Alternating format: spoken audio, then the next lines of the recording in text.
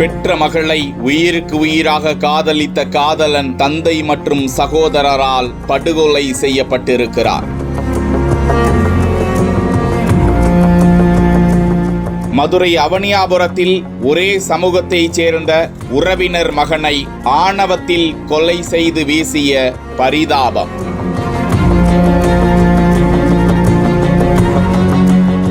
காவல்துறை எங்களை தேட வேண்டாம், நாங்களே வந்து சரணடைகிறோம். மதுரை அவனியாபுரம் பெரியசாமி நகர் பகுதியை சேர்ந்த கார்த்திக் 27 வயதான இவர் லோடுமேனாக வேலை செய்து வந்ததாக கூறப்படுகிறது. இவருடைய மாமன் முறை உறவினர்தான் 46 வயதான மணிகண்டன். இவரது மகள் 21 வயதான தீபிகா. கார்த்திக்கும் தீபிகாவும் ஒருவருக்கொருவர் காதலித்து வந்ததாக கூறப்படுகிறது.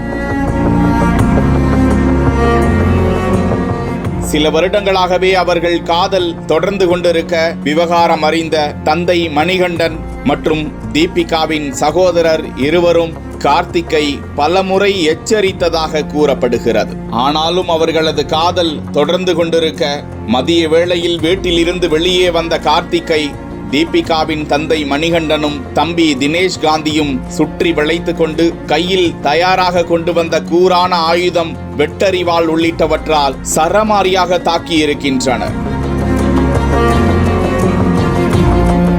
இதில் சம்பவ இடத்திலேயே சுருண்டு விழுந்த கார்த்திக் உயிரை விடுகிறார். இதனை கண்ட பெற்றோர் கார்த்திக்கின் உடல் அருகே அமர்ந்து கொண்டு கதறி துடித்தது காண்போரை பதறச் செய்தது. அந்த பகுதியிலும் பதற்றம் சூழ்ந்து கொண்டது. சம்பவ இடத்திற்கு சென்ற அவனியாபுரம் காவல்துறையினர் இறந்து போன இளைஞரின் உடலை மீட்டு பிரேத பரிசோதனைக்காக மதுரை அரசு ராஜாஜி மருத்துவமனைக்கு அனுப்பி வைத்தனர். இதற்கிடையே கார்த்திக்கை கொலை செய்ததாக மணிகண்டன் மற்றும் தினேஷ் காந்தி இருவரும் அவனியாபுரம் காவல் நிலையத்திற்கே தானாக சென்று சரணடைந்தார்கள். போலீசார் இருவரிடமும் விசாரணை நடத்தி நீதிமன்றத்தில் ஆஜர்படுத்தி சிறையில் அடைத்திருக்கிறார்கள்.